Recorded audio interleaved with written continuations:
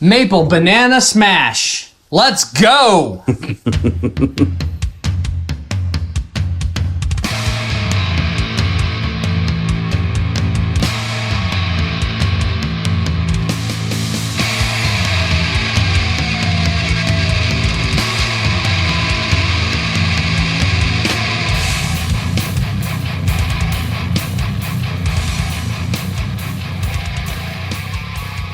Welcome, everybody, to this bonus episode of the Savor the Burn podcast. My name is Jonathan. Over here is Mr. W2. How do you do? Dude, I'm excited. Yeah, you said you had one of these earlier this week. Tell us what it is and how in the hell you made this. This is the Maple Banana Smash.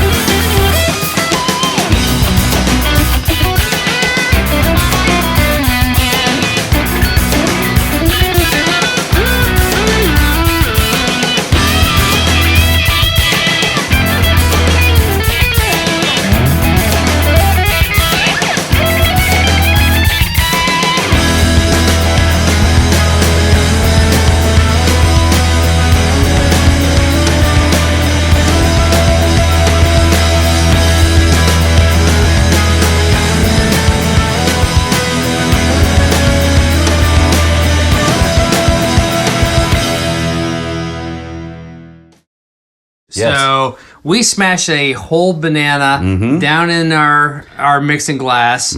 We put some black walnut bitters in there. We put a I can't say a pinch of brown sugar. Right. Because it was a batch for three, actually. So it was a couple teaspoons of brown sugar. Put a little. We put some maple syrup in here. Mm-hmm. Organic, pure 100% maple syrup. The only way to go. Only way to go. I don't mess with that other stuff. Muddle that shit up. Get it nice and liquefied, which still clogged up the strainer. We had to have patience. You just had to slow down, have patience. Put our Union Horse Bottled and Bond straight bourbon whiskey in there. As you see, this bottle quickly has it's disappeared. Oh my! And we mixed that all up. It was not shaken; it was stirred. Right. Don't want to disturb the spirits. We double strained that over a large cube. Yep. Put skewered a banana slice. Put a little bit of brown sugar on there, and torched the shit out of there to caramelize that. And let's go. It's absolutely beautiful. Smells wonderful. I bet it's going to taste even better.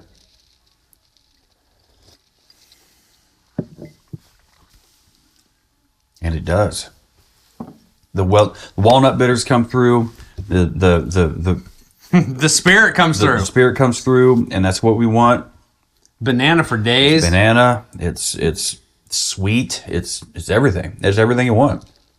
When I found this this cocktail, the thing that grabbed my attention beyond everything else was the use of the black walnut bitters. Okay. And we haven't used that a lot. I was super excited to get to use that and then actually taste the black walnut come through and marry very well with the banana. It really does. And with the torching of the banana slice with the brown sugar on there, it kind of gives it like a little bit of a bananas Foster kind of thing. Oh, look at that! But I mean, the way this whole thing comes together, this is really good. The only other banana. Excuse me while I whip this out. Yeah.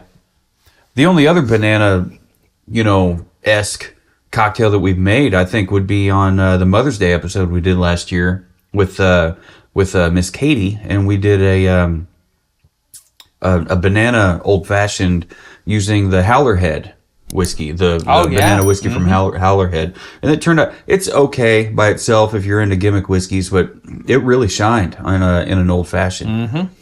It was really good. Yeah, turned out great. Got Murdoch in there.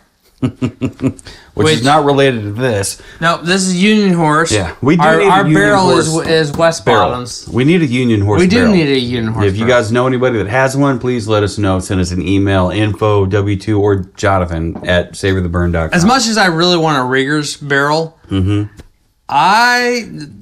Horse may be a close second. And as much as we have loved our variety of Rieger's expressions, Union Horse has some.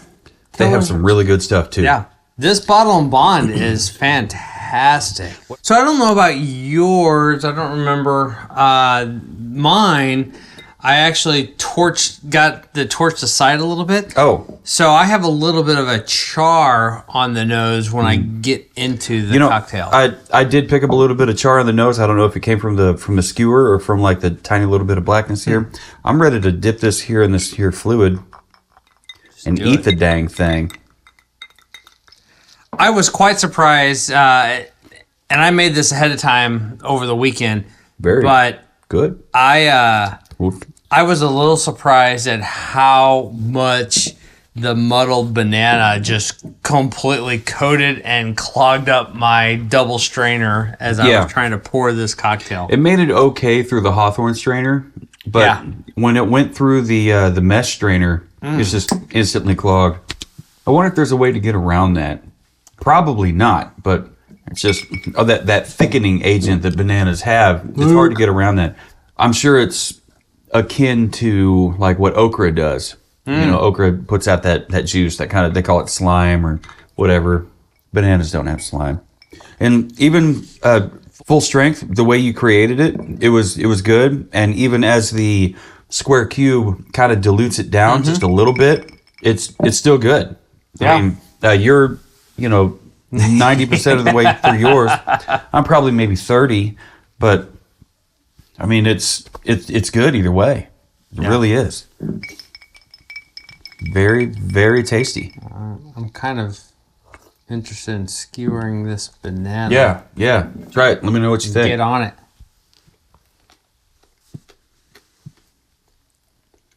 There's a crunch. Yeah. Of the caramelized sugar. Mm-hmm. You get a little bit of that creme brulee, sugary, Bananas Foster-esque. And then the banana underneath there. I torched the edge of there, so there's a little bit of a char to there, which is not so much on the palate. It was more so on the nose, but It really was. But what I noticed is, like, I dipped mine in there. Yours was laying on it, right, and kind of in it. But when I dipped mine in there and bit it off, I noticed that the walnut bitters really sank into that banana slice. yeah. That's just the garnish. I have used the black walnut bitters in a handful of cocktails. This is the cocktail that black walnut bitters is made for. The black walnut and banana. It's peas and carrots. Peas and carrots. Yeah. The anytime you use anything banana in any cocktail, I would suggest, whether it's in the recipe or not, throwing in the walnut bitters. Because, the walnut and banana, they marry so well. And then doing the cocktail the way the recipe says. So, like, a little bit of R&D, which is never a bad thing when it comes to Savor the Burn. The research and development. That's what I'm trying to do. The R&D department over here really has a lot of fun with the different ingredients and all the different bottles and things to throw at it. I do love these cocktail glasses. You can get these around the holidays, where they have the bottle and the cocktail glass kind of combo kit. Sure. When it comes to Jim Beam, Well, I'm a sucker for those. I have one Jim Beam Collins glass. I think that came with a white label, and I've got I bought several of the black label holiday boxes that have those little. They're like this, only they're a little bit smaller. So it's a single a single cocktail, and I've given that box to several people. So that glass, it's like $20. That glass came in a Crown Royal gift set that I received as a gift. Oh, okay. So I have two of those. This one was from a Heaven Hill tasting I did in Lee Summit at the Hy-Vee. I remember that. Thank you, Ralph.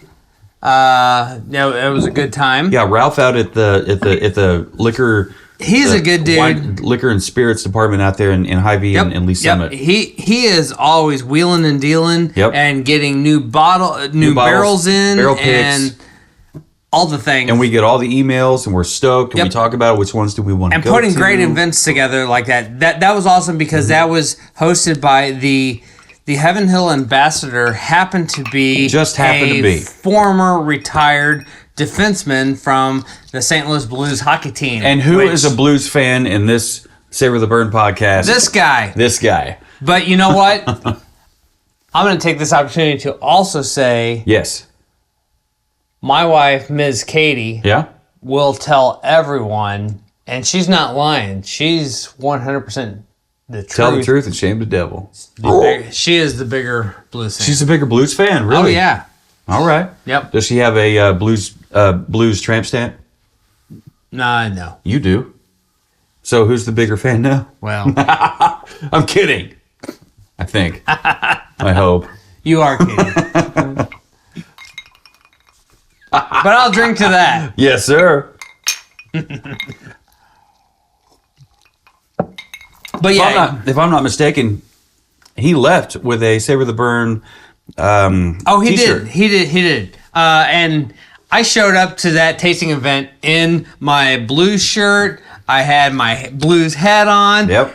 And I walked in, and Ralph was like, "Come over here. We got to take some photos." You with the beard, come here. There was not one other person at that event that had anything Blues related. No one else cared. They were there for their whiskey and a chance to to buy the Old Fitzgerald bottles that they had, or the Heaven Hill full grain. That stuff's cool, right?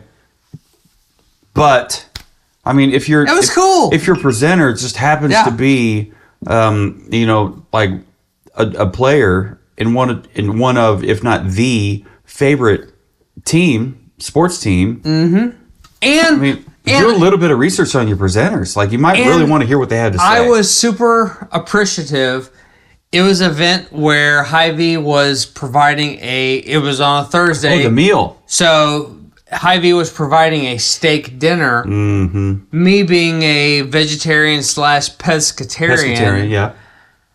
I mentioned that ahead of time. Mm-hmm.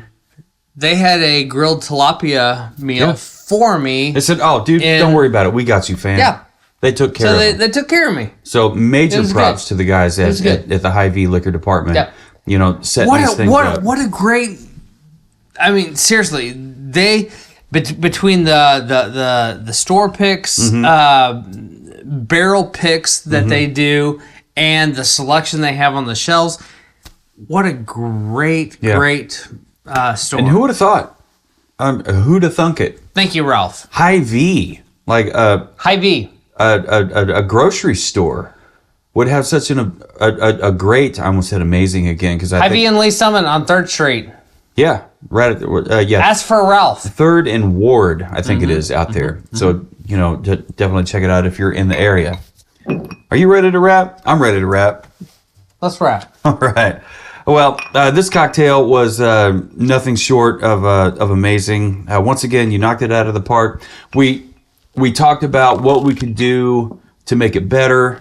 We talked about a lot of different things. We went on 6 or 17 different tangents. This bottle disappeared. Bottle's damn near dead, and we talked about throwing that in the infinity bottle. Well, 2 ounces you know of it. what? You might just have 2 ounces of that left. Maybe 3 ounces, 2.5, 3 ounces left. Or 4. Or 4. I'm not good at guessing ounces or weight or height or distance. Too much caveman DNA, according to 23andMe. You know what? Why would you want to guess those things? All that to say, no matter who you are, where you are, what you're drinking, and who you're drinking it with, never forget, keep on burning. Yow!